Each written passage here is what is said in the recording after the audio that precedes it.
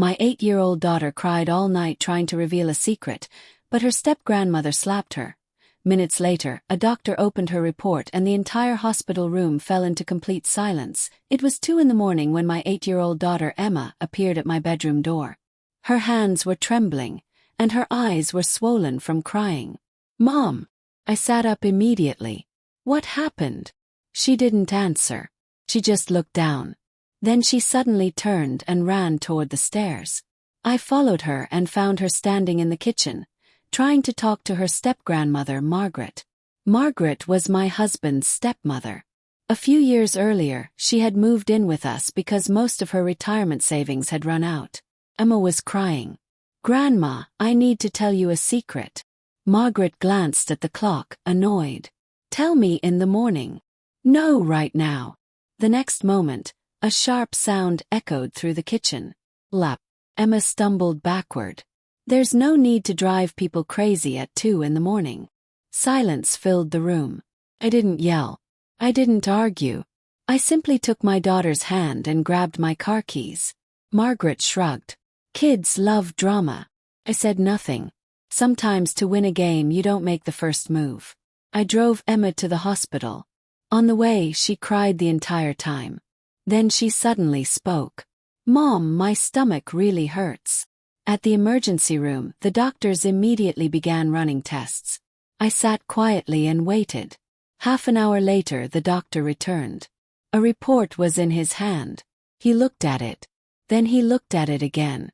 A strange silence settled over the room. The nurse's expression changed.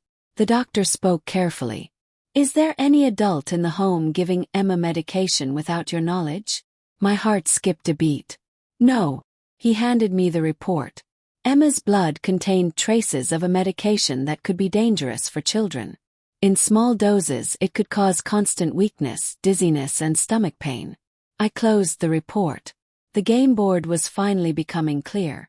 When we returned home, I didn't say a word. I knew emotional people react. Strategic people gather evidence. The next day, I went to work at the retail company where I was an assistant manager. Like most Americans, my life looked nothing like Instagram. I was still paying off student loans. I contributed what little I could to my 401k. Groceries, insurance, gas, everything required careful planning. That's why I knew there was no room for mistakes. That night, I installed small cameras inside the house. Legally. Inside my own home. Without telling anyone. Then I waited. 5 days. 7 days. 10 days. Nothing. On the 11th night, I reviewed the footage. And that's when the game began to end. In the video, Margaret was pouring something into Emma's juice.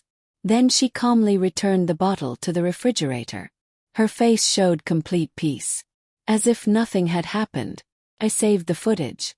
Then I made another move. I still said nothing. I didn't even call the police immediately. First, I needed to see the entire board. 2 weeks later, Thanksgiving arrived. The whole family was scheduled to gather at our house. Margaret loved events like this. She enjoyed looking respected in front of the family. Facebook photos. Happy family. Perfect smiles. All fake. I didn't cancel dinner. I prepared for it. On Thanksgiving evening, everyone arrived. The turkey was ready. The television was on. The children were playing. Margaret sat comfortably among everyone. As if she were the most respected person in the room. I connected my laptop to the TV.